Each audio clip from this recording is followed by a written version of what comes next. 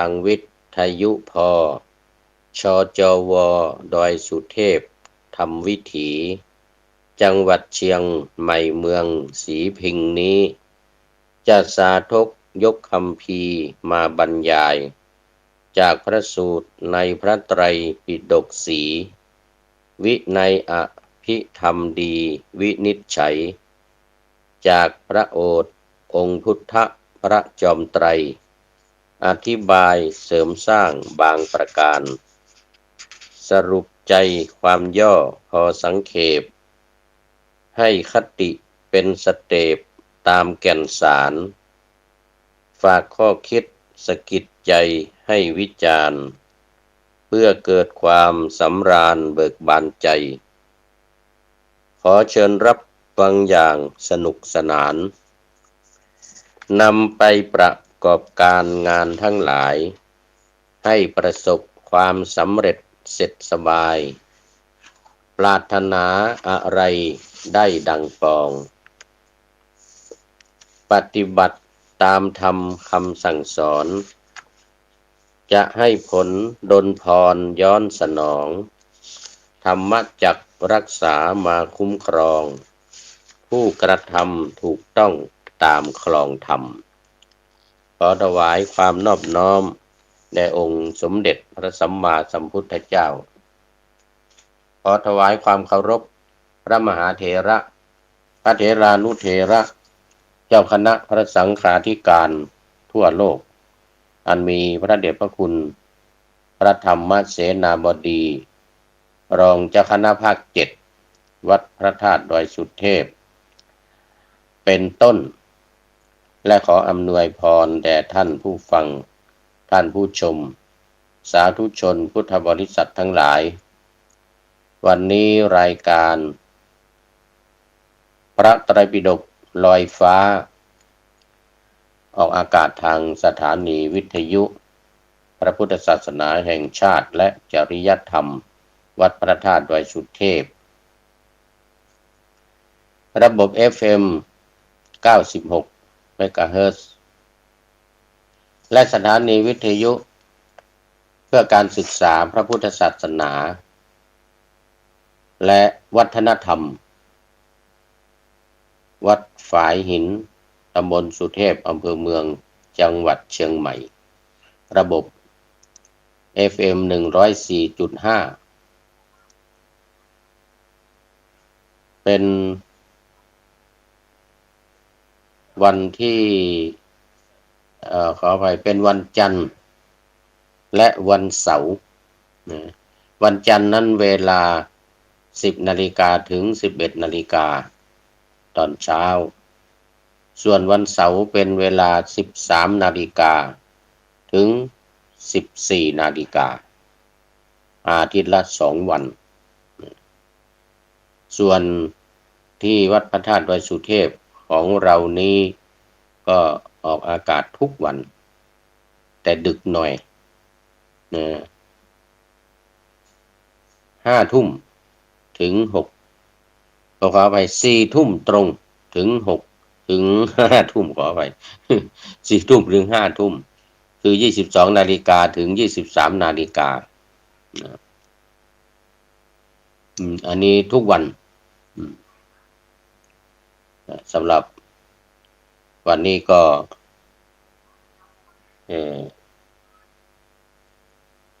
เหมือนเดิมก็คือยังอยู่ในพระไตรปิฎกเล่มที่13มัชฌิมนิกายมูลปัณณาสภิกขุวรรคซึ่งเป็นวรรคที่2นะวรรคที่1วรรคที่1จบไปคือขหปฏิวรรคอันนี้เป็นวรรคที่2ภิกขุวรรคนี่ก็ว่าด้วยศีลาจารวัตรความประพฤติของภิกษุการบรรลุธรรมการทำหน้าที่ของพระสาวกของพระภิกษุสามเณรในพระพุทธศาสนา รวมทั้งภิกษุณีสามเณรีและในปัจจุบันก็มีแม่ชีมีแม่ชีรวมอยู่ด้วยก็เป็นข้อวัดปฏิบัติที่เหมาะสมสมควรแก่สมณะสารูปเหมาะสมแก่นักบวชที่จะพึงปฏิบัติโดยเฉพาะในเรื่องของการปฏิบัติทำกรรมฐาน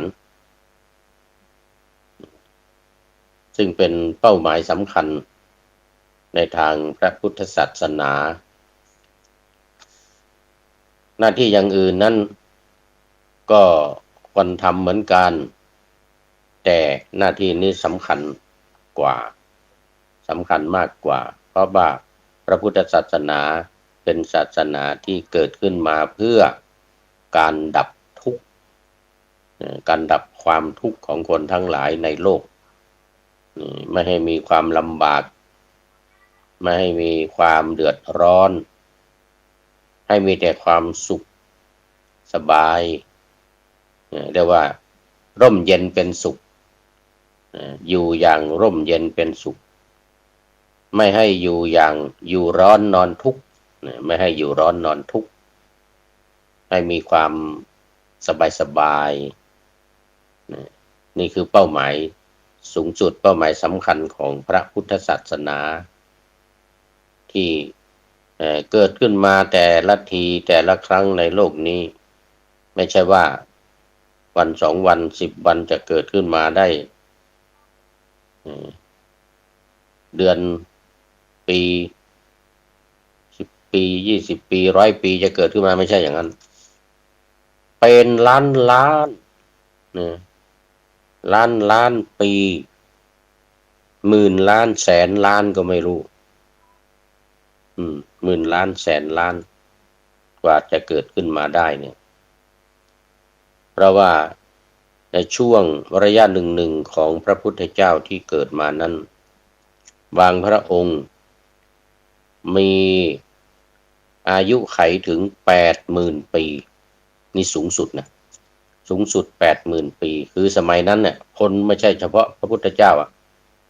สมัยนั้นคนอายุ80,000 ปีอย่างสมัยพระพุทธเจ้าเอาในภัททกัปนี้นะในภัททกัปนี้นะผ่านมาแล้ว7 พระองค์ผ่านมาแล้ว7 พระองค์เนี่ยไม่ได้หมายถึง5 พระองค์นะเอา7พระองค์ที่ผ่านมาก็จะมี8ถ้าเป็น8รูปนี่รูปที่8ยังไม่มากำลังจะมาคือพระศรีอริยเมตไตรถ้า5 รูปก็รูปที่5ยังไม่มาผ่านไป4ผ่านมาแล้ว4ทั้งองค์ปัจจุบันนะคือพระพุทธเจ้าของเรานี้เอาคิดดู80,000 ปีเกิดมาแล้วนี่อายุไข80,000 ปีผ่านไปแล้ว50,000 ปีจึงจะตรัสรู้เป็นพระพุทธเจ้านะยังต้องบำเพ็ญอยู่อีก50,000 ปีเป็นคนยังไม่ได้บวชนี่แหละยังไม่ออกบวชยังไม่บรรลุครบ50,000 ปีแล้วเนี่ยก็อยู่อีก30,000 ปี30,000 ปีอย่างพระพุทธเจ้าองค์แรกใน7 องค์ก็คือปทุมุตตระพระพุทธเจ้าปทุมุตตระองค์ที่2พระเวสสภูองค์ที่3พระสิขีองค์ที่4พระกกุสันทะองค์ที่5โกนาคมนะองค์ที่6กัสสปะองค์ที่7โคตมะโคตมะก็คือองค์ปัจจุบันนี้คือพระพุทธเจ้าอยู่ในโคตมะโคตในสากยวงศ์โคตมะโคตสากยวงศ์ปัจจุบันแต่ที่ผ่านมาอย่างองค์แรกเนี่ยพระปทุมุตตระเนี่ยปทุมุตตระเนี่ย80,000 ปีเสร็จแล้วองค์ที่2พระสิขีพระพุทธเจ้านามว่าพระสิขีนี่60,000 ปีอายุไข60,000 ปี แล้วก็ต่อมาพระเวสสภูเดี๋ยว70,000 ปีนะอายุไข70,000 ปีพระสีขีองค์ต่อมาพระเวสสภูก็อายุ60,000 ปีอายุไขนะ60,000 ปีแล้วองค์ต่อมาองค์ที่สี่พระกัสสปะขออภัยองค์ที่สี่นี่พระกกุสันทะนะกกุสันทะนี่อายุไข40,000 ปี40,000 ปีแล้วองค์ที่ห้าพระโกนาคมนะอายุไข30,000 ปีแล้วองค์ที่หกกัสสปะพระพุทธเจ้านามว่ากัสสปะอายุไข20,000 ปีแล้วก็มาองค์ปัจจุบันคือโคตมะหรือพระพุทธเจ้าของเราองค์ปัจจุบันนี้เจ้าชายสิทธัตถะพระพุทธเจ้าสิทธัตถะนี้โคตมะโคตอายุไข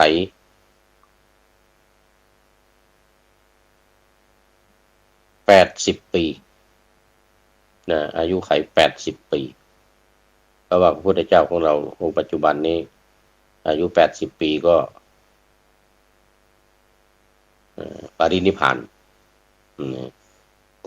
องค์ผ่านมาเนี่ย2 ปีกัสสปะ20,000 ปี20,000 ปีปรินิพพานองค์โกนาคมนะองค์ที่ห้า30,000 ปีปรินิพพานองค์ที่สี่กกุสันทะ40,000 ปีปรินิพพานองค์ที่สามพระเวสสภู60,000 ปีปรินิพพานองค์ที่สองพระสิขี70,000 ปีปรินิพพานและองค์แรกองค์ที่หนึ่งพระปทุมุตตระ80,000 ปี80,000 ปีมีข้อสังเกตที่ว่าพระพุทธเจ้าของเราองค์ปัจจุบันนี้ทำไมอายุไขน้อยแค่80 ปีเท่านั้นอันนี้ก็เนื่องจากว่า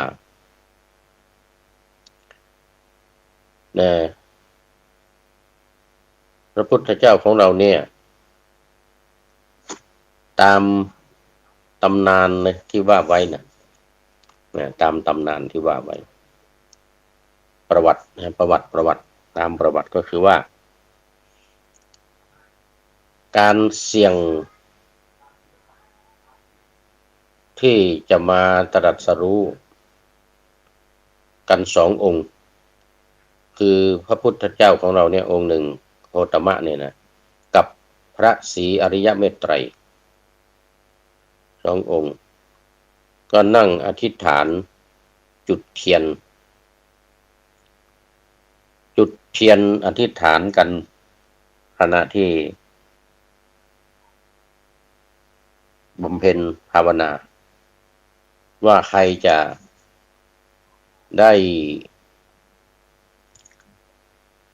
ได้มาตรัสรู้ก่อนโดยทั้ง2 องค์เนี่ยนั่งอธิษฐาน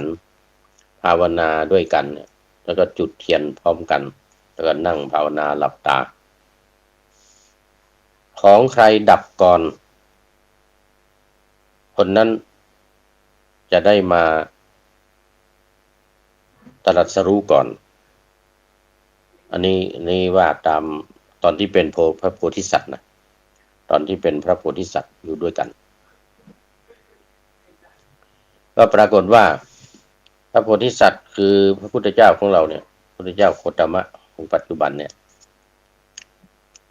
อยากจะ มาเกิดก่อน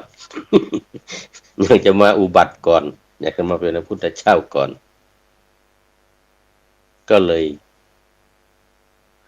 แหมออกนโยบายก็ลืมตาขึ้นมาก็ดับ ดับเทียนน่ะดับเทียนของตัวเองที่หน้าของตัวเองดับเทียนของตัวเองก่อนพอดับเทียนเรียบร้อยแล้วก็หมดเวลา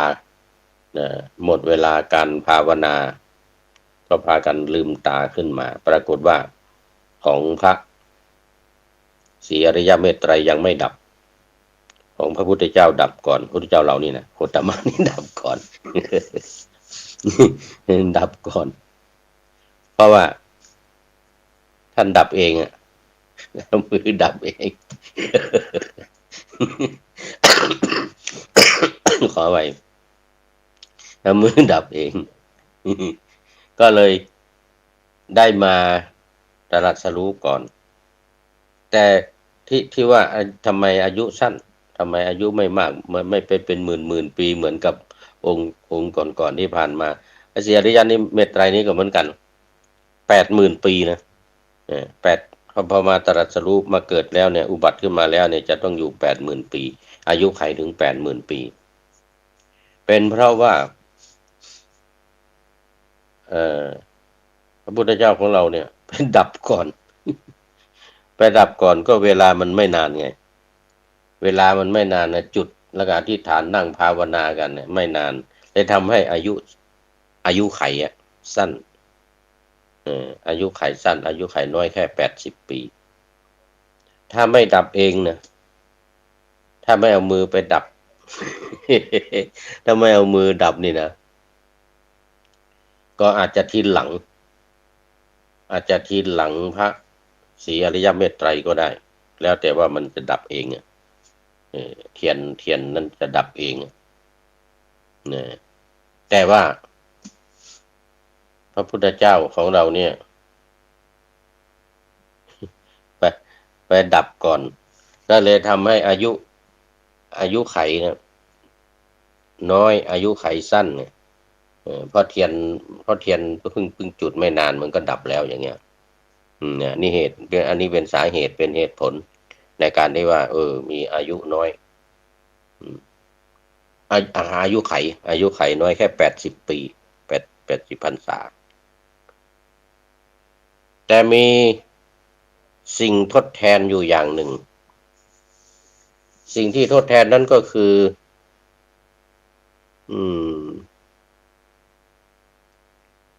มีพระธาตุนะมีพระธาตุไว้สักการะบูชานะมาแทนที่ว่าจะมีอายุเป็น1,000 ปีหรือ10,000 ปีเนี่ยอายุ1,000 ปีหรือ10,000 ปี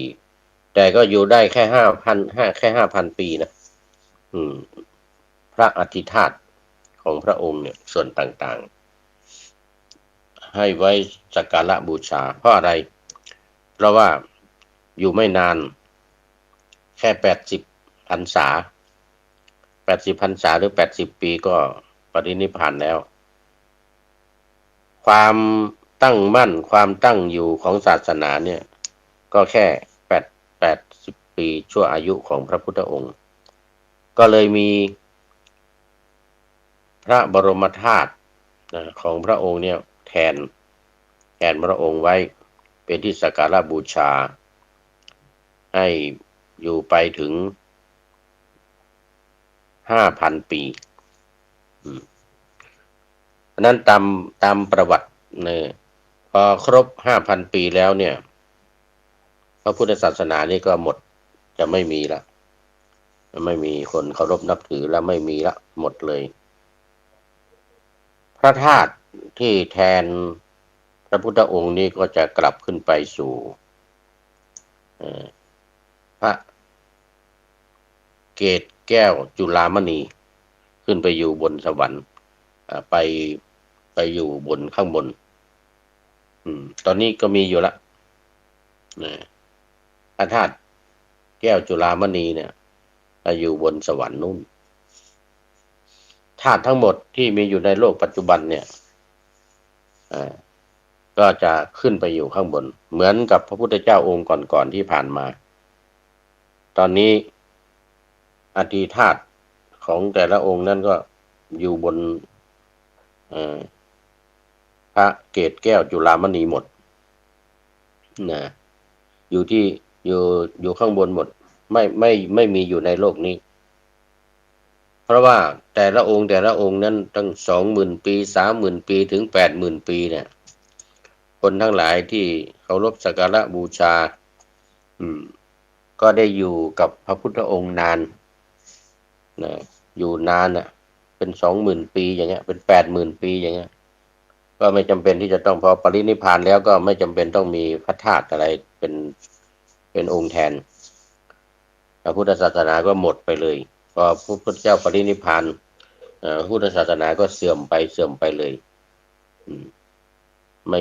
ก็หมดไปคนเคารพนับถือคนสักการะบูชาก็หมดไปเลยแต่ของพระพุทธเจ้าของเรานี่องค์ปัจจุบันเนี่ยโคตมะเนี่ยเพราะความที่มีอายุน้อยอายุสั้นจึงมีองค์แทนคือพระธาตุมีพระธาตุสรีระธาตุของพระองค์เนี่ยไว้สักการะบูชากันแต่พอถึง 5,000 ปีก็จะขึ้นไปอยู่บนพระธาตุจุฬามณีข้างบนเหมือนกันกับพระอธิธาตุของพระพุทธเจ้าองค์อื่นๆรูปอื่นๆที่ผ่านมาอันนี้พูดถึง7พระองค์นะที่ผ่านมาแล้วจะทั้งหมดจะมี8ในภัททกัปนี้จะมี8พระองค์ตามในพระไตรปิฎกนี่นะอยู่ในเล่มที่10เนี่ยเรื่องของพระพุทธเจ้านี่อยู่ในพระไตรปิฎกเล่มที่10ที่ว่ามาเนี่ยนะที่พูดว่ามานี่อยู่ในพระสูตรนี่แหละอยู่ในเล่มที่10ที่ผ่านมาตอนนี้เราอยู่เล่มที่13เล่มที่10ที่ผ่านมาจะพูดถึงเรื่องพระพุทธเจ้า8พระองค์แต่มีภัททกัปอีกอย่างหนึ่งมี5พระองค์อันนี้อยู่ในพระไตรปิฎกเล่มที่12เล่มที่12นั้นบอกไว้มี5พระองค์คือไม่นับปทุมมุตตระพระสิกขีพระเวสสภูนะไม่นับตั้งแต่กักกุสันทะเป็นรูปที่1โกนาคัมมนะเป็นรูปที่2แล้วก็กัสสปะเป็นรูปที่3โคตมะเป็นรูปที่4อริยเมตไตรพระศรีอริยเมตไตรเป็นพระองค์ที่5องค์ที่5อันนี้ก็มีมาในพระไตรปิฎกเหมือนกันในเวสสันตระในเวสสันตระชาดกในเวสสันตระที่ปะกถาหรืออย่างสักอย่างหนึ่งเนี่ยขออภัย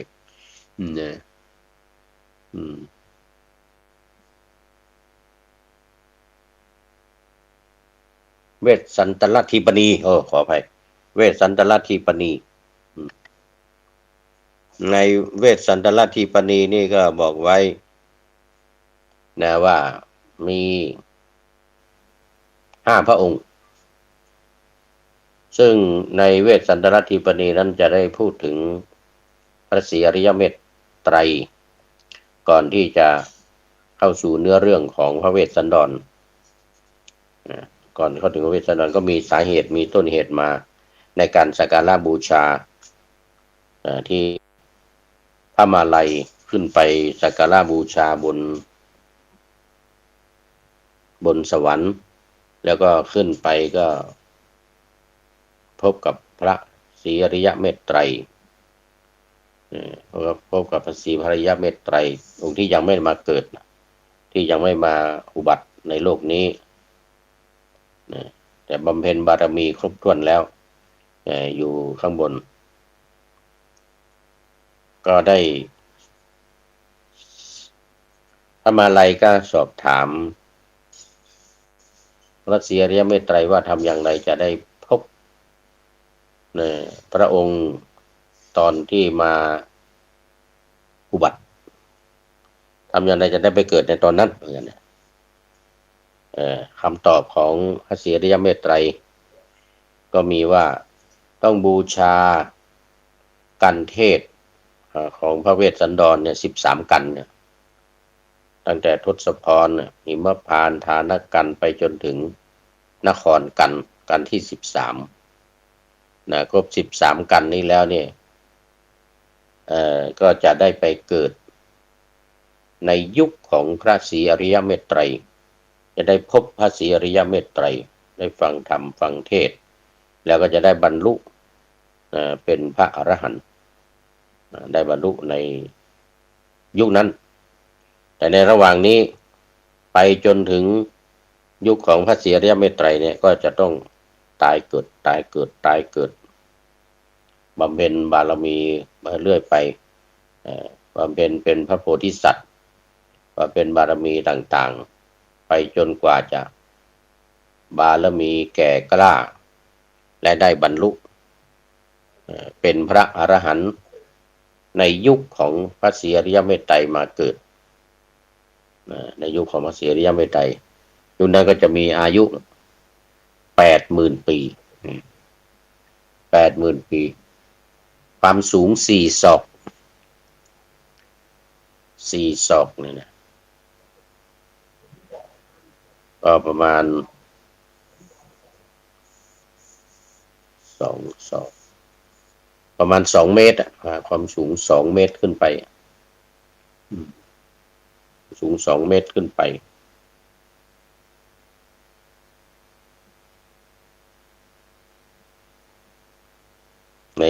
ในสมัยนั้นไม่ต่ำกว่า4 ศอกขึ้นไป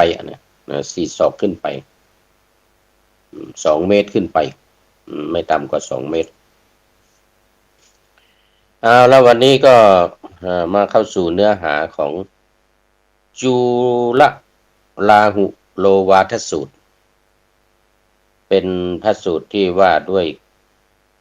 การประทานโอวาทแก่พระราหุลสูตรเล็กคือพระพุทธเจ้าแสดงโอวาทแก่พระราหุลสูตรเล็กในสูตรนี้อยู่ในภิกขุวรรคเนี่ยนะพระราหุลอยู่ที่ปราสาทชื่ออัมพลัทธิกาในเมืองราชคฤห์ในเมืองราชคฤห์อยู่ปราสาทนั้นพระราหุลพระเจ้าเป็นดินถวายปราสาทให้เป็นวัดให้เป็นที่พักที่อยู่ของท่านพระราหุลในเย็นวันหนึ่งพระพุทธองค์ก็เสด็จไปที่อยู่ของท่านพระราหุลที่ปราสาทอัมพลัทธิกาเนี่ยอัมพลัทธิกาอัมพะแปลว่าต้นมะม่วงลัทธิกานี่ก็ไม้ไผ่ต้นมะม่วงกับต้นไม้ไผ่ชื่อว่าอัมพลัทธิกาก็อยู่ในเมืองราชคฤห์เป็นสวนมะม่วงแล้วก็ปราสาทเนี่ยอยู่ในสวนมะม่วงแล้วก็มีไม้ไผ่มะม่วงและไม้ไผ่สวนต้นมะม่วงกับต้นไม้ไผ่2 อันซึ่งปรากฏอยู่ในปัญจคีรีนครคือเมืองราชคฤห์ในส่วนราชฐานในส่วนตนกลางเนี่ยก็จะอยู่ในทิศตะวันตกเฉียงใต้ทิศนั้นจะมีภูเขา2 ลูกก็คือภูเขาอิสิคิริและภูเขาปันดวะภูเขาปันดวะนั้นอยู่ทางทิศใต้ยาวตั้งแต่ตะวันตกถึงตะวันออกเนี่ยนะยาวขึ้นไปส่วนอิสิคิรินั้น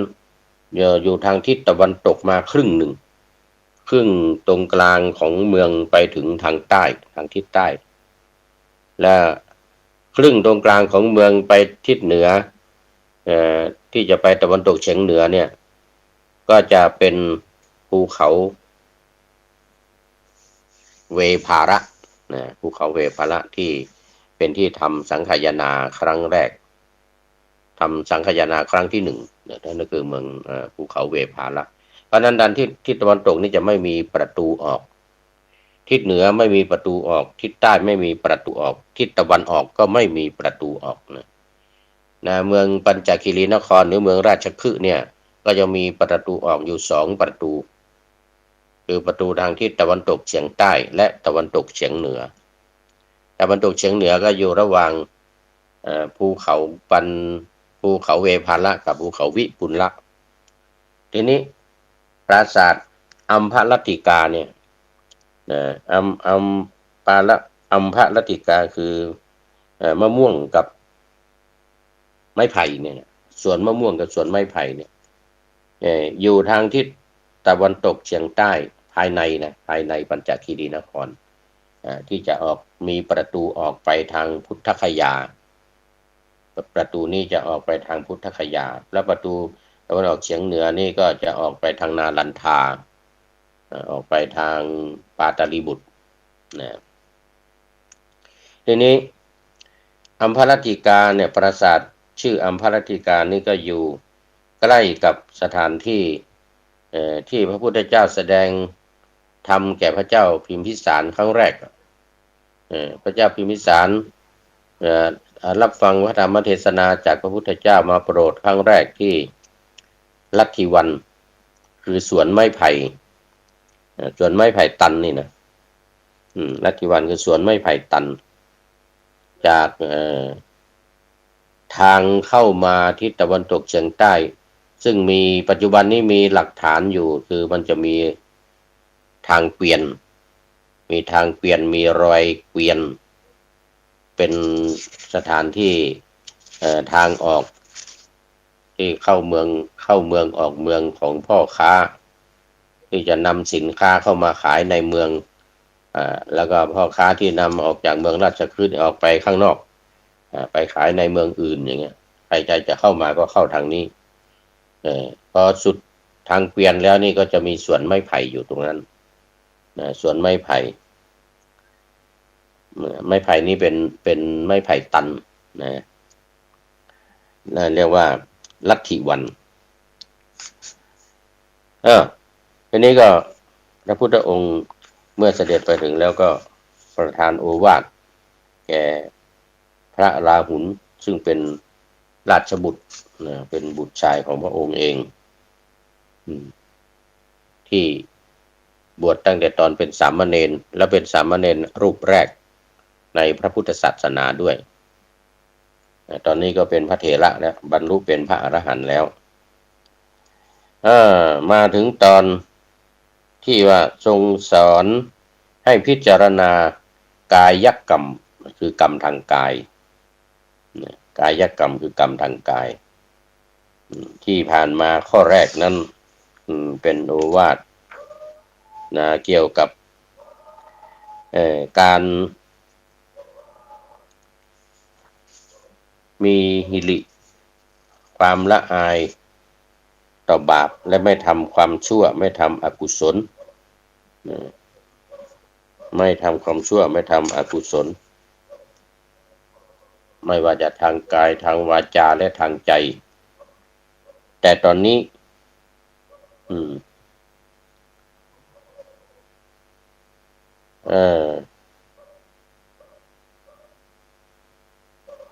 เป็นทางกายเป็นการกระทำทางกายที่ผ่านมานั้นจะเน้นเรื่องของการพูดการวาจาเรื่องของการพูดโดยเฉพาะการพูดเล่นการพูดเท็จพูดเรื่องไม่จริงแม้ว่าจะเป็นการเล่นพูดให้หัวเราะกันหยอกเย้ากันอะไรกันนี่ก็ไม่ได้ถือว่าไม่มีความละอายเที่ยวหัวเราะกักเก๊กไม่สำรวมอันนี้เรียกว่าทางวาจา ต้องสำรวมทางวาจาต่อไปนี้จะเป็นเรื่องการสำรวมทางกายก็มาในข้อที่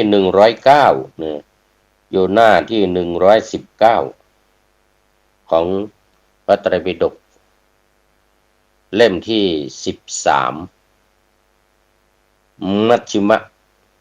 ปัญนาตนะอยู่ในมัชฌิมานิกายลำดับเลขตั้งแต่ต้นของเล่มที่13มานี้ก็คือ109ข้อที่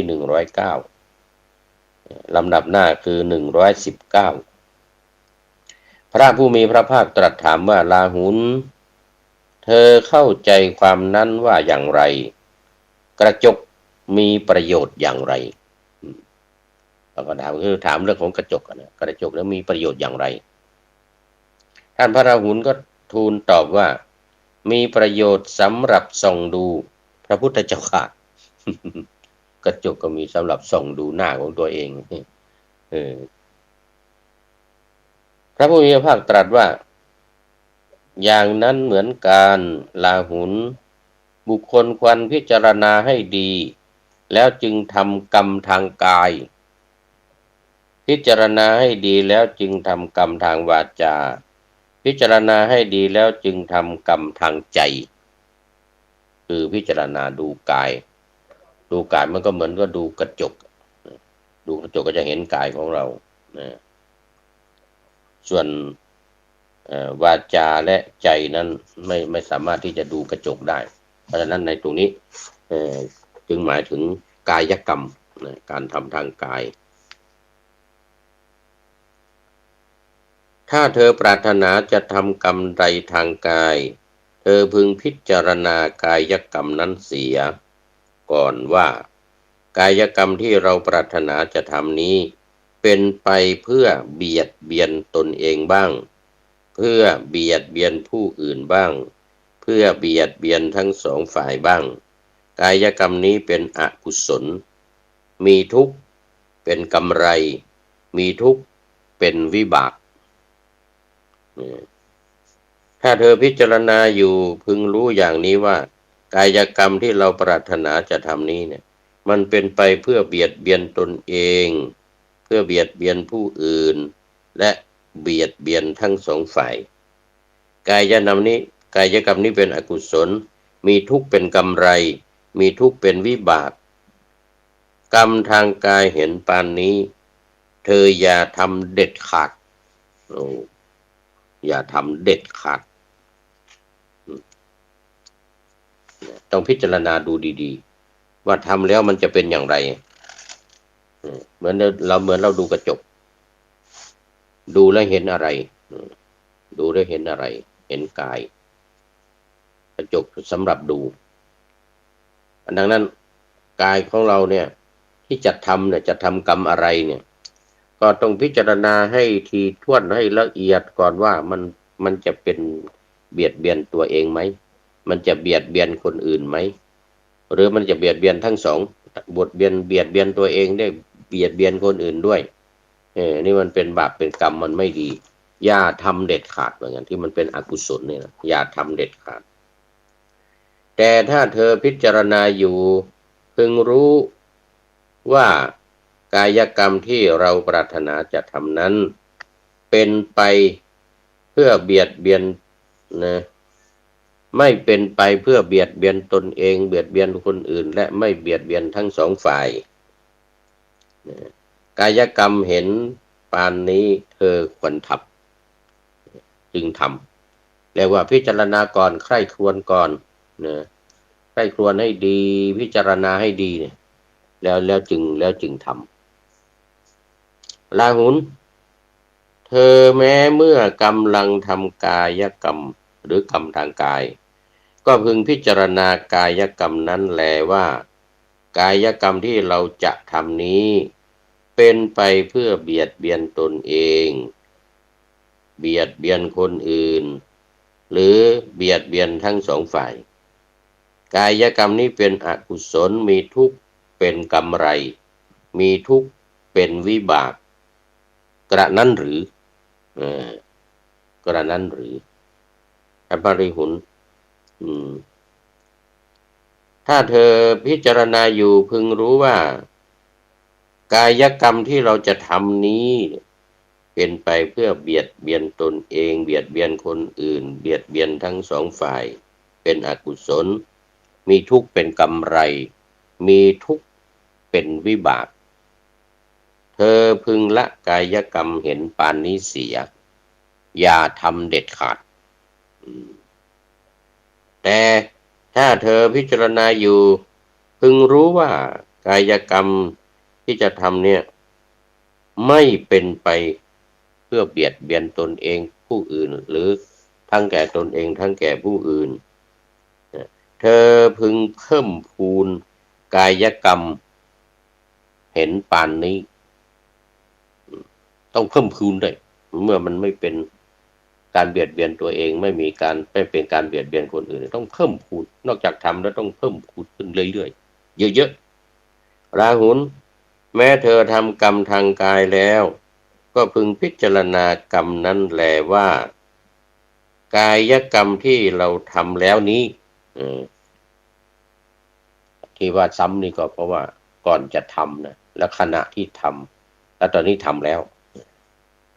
วนี้เป็นไปเพื่อเบียดเบียนตนเองคนอื่นและทั้งตนเองทั้งคนอื่นเป็นอกุศลมีทุกข์เป็นกำไรมีทุกข์เป็นวิบากกระนั้นหรือถ้าเธอพิจารณาแล้วรู้ว่ามันไม่เป็นนะรู้ว่ามันเป็นไปเพื่อเบียดเบียนตนเองคนอื่นและทั้งสองฝ่ายเป็นอกุศลมีทุกข์เป็นกำไรกายกรรมเห็นปานนี้เธอพึงแสดงเปิดเผยทำให้ง่ายในศาสดาหรือในเพื่อนพรหมจารีผู้รู้ทั้งหลายแล้วสำรวมต่อไปอันนี้หมายถึงว่าต้องเปิดเผยต้องบอกต้องแจ้งต้องแสดงให้แก่คนอื่นว่าเนี่ยอย่างเนี้ยถ้าทำอย่างเนี้ยมันเป็นไปมันเป็นการเบียดเบียนตนเองนะมันเบียดเบียนคนอื่นนะหรือมันเบียดเบียนทั้งตนเองทั้งคนอื่นนะแต่ถ้าเธอพิจารณาอยู่แล้วรู้ว่ากายกรรมที่จะทำเนี่ยนะมันไม่เป็นไปเพื่อเบียดเบียนตนเองผู้อื่นและทั้งสองฝ่ายเป็นกุศลมีสุขเป็นกำไรมีสุขเป็นวิบากเธอพึงมีปีติและปราโมทย์สำเนียกในกุศลธรรมทั้งหลายทั้งกลางวันและกลางคืนดูอยู่ด้วยกายกรรมนั้นแลพิจารณาแล้วอยู่ด้วยกายกรรมนั้นก็คือทำไปทำตามนั้นอยู่ตลอดเวลาแล้วมันก็จะไม่เป็นโทษแก่คนอื่นไม่เป็นโทษแก่ตัวเองและทั้งตัวเองทั้งคนอื่นทั้งสองอย่างอันนี้ก็เป็นเรื่องของกายกรรมกรรมทางกายส่วนกรรมทางวจีกรรมวจีกรรมและมโนกรรมวจีกรรมคือกรรมทางวาจามโนกรรมคือกรรมทางใจก็อยู่ในทำนองเดียวกันคือว่าพึงพิจารณาวาจาที่จะพูดคำพูดที่จะพูดออกไปเนี่ยเหมือนทางกายแหละคือถ้าก่อนจะพูดเนี่ยต้องพิจารณาดูดีก่อนพิจารณาให้ดีก่อนว่ามันจะเบียดเบียนตัวเองไหมมันจะเบียดเบียนคนอื่นไหมหรือเบียดเบียนทั้งสองอย่างเลยทั้งตัวเองทั้งคนอื่นก็อย่าทำเด็ดขาดอย่าทำเด็ดขาดแต่ในขณะเดียวกันถ้าพิจารณาแล้วว่ามันไม่เบียดเบียนตนเองไม่เบียดเบียนคนอื่นและไม่เบียดเบียนทั้งสองฝ่ายก็ทำเลยท ทำเลยมันเป็นสุขมันเป็นกุศล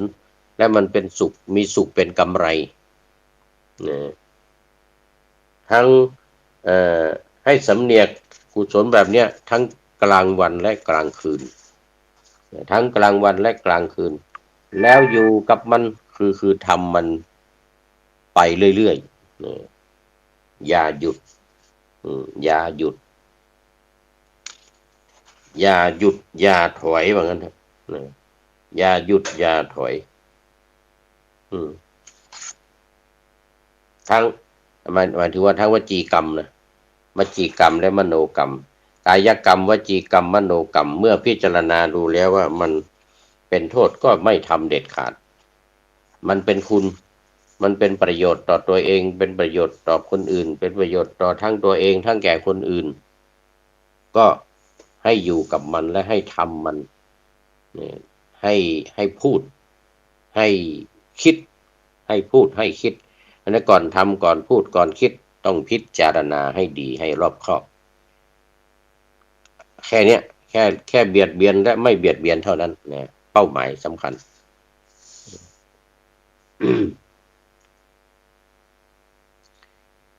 ราหุลสมณะหรือพราหมณ์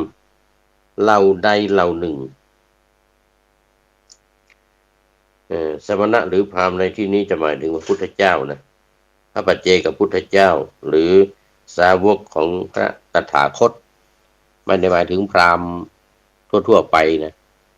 สมัยนั้นมันมีศาสนาพราหมณ์คนทั่วไปที่อยู่ในวรรณะพราหมณ์เนี่ยก็ถือว่าเป็นพราหมณ์อยู่เป็นแพทย์ก็ถือว่าเป็นแพทย์คือพวกค้าขายนะถ้าเป็นสูตรก็เป็นพวกที่กรรมกรพวกทำงานเนี่ยในกรณีนี้พราหมณ์ในที่นี้เนี่ยสมณะและพราหมณ์ในที่นี้หมายถึงพระพุทธเจ้านะไม่ได้หมายถึงพราหมณ์ทั่วไปนะไม่ได้หมายถึงสมณะทั่วไปพระปัจเจกพุทธเจ้าด้วยและสาวกอรหันตสาวกด้วยพระสาวกที่เป็นพระอรหันต์เรียกสมณะพราหมณ์ราหุลสมณะหรือพราหมณ์เหล่าใดเหล่าหนึ่งในอดีตการได้ชำระกายกรรมวจีกรรมและมโนกรรมแล้วสมณะหรือพราหมณ์เหล่านั้นทั้งหมดพิจารณาดีแล้วจึงได้ชำระกายกรรมพิจารณาดีแล้วจึงได้ชำระวจีกรรมพิจารณาดีแล้วจึงได้ชำระมโนกรรมแม้สมณะหรือพราหมณ์เหล่าใดเหล่าหนึ่งในอนาคตการก็เช่นเดียวกันจะชำระกายกรรมวจีกรรมมโนกรรมพิจารณาอย่างดีให้รอบคอบแล้วจึงทำกายกรรมวจีกรรมและมโนกรรมนั้นถึงสมณพราหมณ์เหล่าใดเหล่าหนึ่งในปัจจุบันการบ้างชำระกายกรรมวจีกรรมและมโนกรรมอยู่สมณะหรือพราหมณ์เหล่านั้นทั้งหมดก็พิจารณาดีแล้วจึงชำระกายกรรมพิจารณาดีแล้วจึงชำระวจีกรรมพิจารณาดีแล้วจึงชำระมโนกรรมอย่างนี้แหละราหุลเพราะเหตุนั้นแลเธอพึงสำเนียกในเรื่องนี้อย่างนี้ว่าเราพิจารณาดีแล้วจักชำระกายกรรมวจีกรรมและมโนกรรมเธอพึงสำเนียกอย่างนี้แลพระผู้มีพระภาคได้ตรัสภาษิตนี้แล้วท่านพระราหุล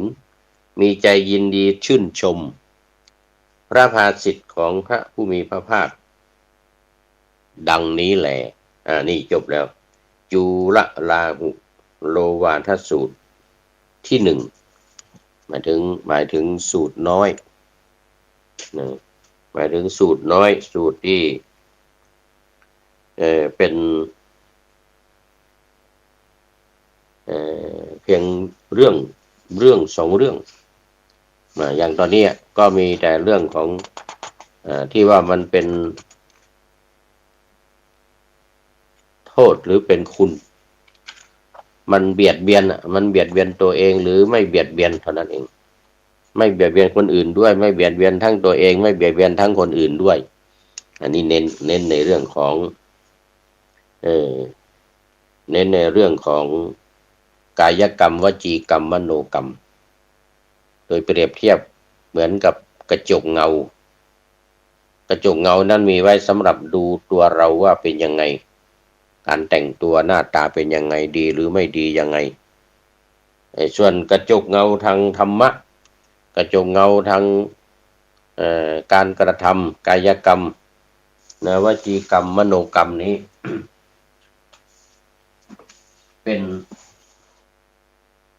เป็นลักษณะที่ว่าให้พิจารณาดูในเรื่องของวิบากหรือผลของมันจะเป็นยังไงมันจะเป็นยังไงถ้ารู้ชัดรู้แน่นะว่ามันไม่เป็นอะไรมันเป็นกุศลมันมีสุขเป็นกำไรนะก็ทำได้เลยส่วนถ้ามันมีทุกข์เป็นกำไรมันเป็นส่วนที่ไม่ดีไม่ว่าจะทางกายทางวาจาหรือทางใจก็ต้องไม่ทำเด็ดขาดคำว่าโอวาทเนี่ยรู้สึกว่าจะหนักไปทางคำสั่งนะคำว่าโอวาทนะเป็นหนักไปทางคำสั่งแต่ก็ไม่สั่งก็มีแต่ที่ว่าเด็ดขาดเนี่ยหมายถึงว่าหมายถึงสั่งไม่ให้ทำเลยนะไม่ให้ทำเด็ดขาดเพราะฉะนั้นเป็นเรื่องสำคัญมากในเรื่องของการพิจารณาดูตัวของเราก่อนทำพูดคิดก่อนจะทำก่อนจะพูดก่อนจะคิดพระพุทธองค์จึงตรัสว่าการพิจารณาใคร่ครวญก่อนแล้วทำเนี่ยเป็นสิ่งที่ประเสริฐเป็นสิ่งที่ประเสริฐที่สุดเอาแล้ววันนี้เวลาของรายการก็หมดอีกแล้วนะก็วันนี้ลาหุจูละลาหุโลวาทสูตรก็จบพอดีเลยขอนำพระไตรปิฎกลอยฟ้าไปจากผู้ฟังทั้งหลายในโลกล่าวันต่อไปจะได้จรย้อนกลับมาสู่สถานีใหม่ให้ท่านฟังอย่าลืมเปิดวิทยุหรือเครื่องรับโทรศัพท์โมบายคอมพิวเตอร์ผัง YouTube เฟซเพจไลน์ให้ดังๆเพื่อชมฟังรายการวันต่อไปขอทุกท่านมีความสุขทุกคืนวันนำธรรมะประกอบการงานทั้งหลายเช่นมันทำงานทางวาจาใจกายขวนขวายกิจการงานนานาบำเพ็ญสาธารณประโยชน์เว้นสิ่งที่มีโทษโหดเยี่ยงสาประกอบแต่กรรมดีมีราคาแสวงหาเงินทองครองใจคนเสียสละและทรัพย์พละทรัพย์นับมากน้อยไม่ให้ล้านก็ให้ร้อยไม่ด้อยผลเอื้อคนรวยช่วยคนยากฝากคนจนให้ทุกคนเท่าเทียมกันมาตรฐานเดียวขอเจริญพรกฐินทานคือสังฆทานบุญทานยิ่งใหญ่1 เดือนท่านกำหนดไว้นับตั้งแต่วันออกพรรษาถึงขึ้น15 ค่ำเดือน12สิ้นสุดเวลาเป็นการละทานล้ำค่าสืบทอดนานมาแต่ครั้งพุทธกาลขอเชิญชาวพุทธร่วมใจกันทำบุญทอดกฐินบำรุงพระสงฆ์ผู้ทรงศีลทำรงพุทธศาสนายืนนานล้อมรวมศรัทธาเพิ่มพูนกุศลบุญทานต่อยอดพระ ประนิยานานทอดกฐินทานตามกาลเวลาสร้างมนุษย์สมบัติสวรรค์สมบัตินิพพานสมบัติเพิ่มพูนศรัทธาปัญญาขจัดความตระหนี่ห่างไกลชีวา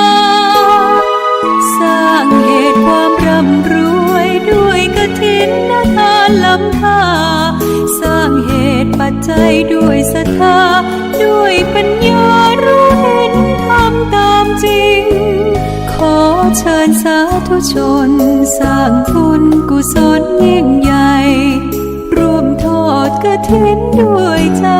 สร้างหลักชัยชีวิตไว้พึ่งพิงทานศีลภาวนาทำให้ครบถ้วนเกิดสุขแท้จริงเพิ่มบุญกุศลสูงยิ่งบุญทอดกฐินทาน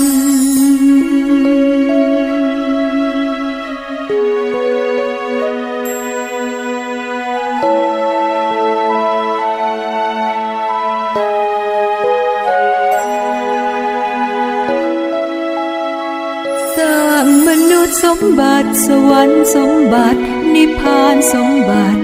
เพิ่มพูนศรัทธา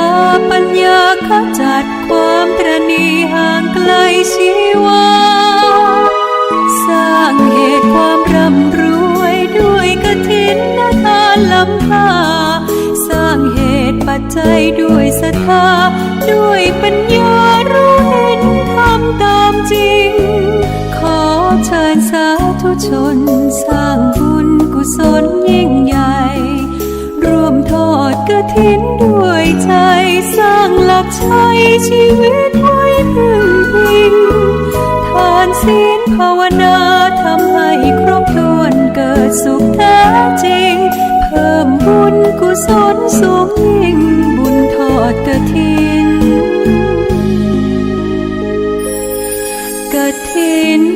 ทานพระไตรปิฎกลอยฟ้ามาประกาศวัดพระธาตุดอยสุเทพทานกุศลอำนวยธรรมทานแก่มวลชนในสากลทั่วโลกล่าธรณีออกอากาศทางวิทยุพชจวดอยสุเทพธรรมวิถีจังหวัดเชียงใหม่เมืองศรีพิงค์นี้จะสาธกยกคัมภีร์มาบรรยายจากพระสูตรในพระไตรปิฎกสีวินัยอภิธรรมดีวินิจฉัยจากพระโอษฐ์องค์พุทธพระจอมไตรอธิบายเสริมสร้างบางประการสรุปใจความย่อพอสังเขป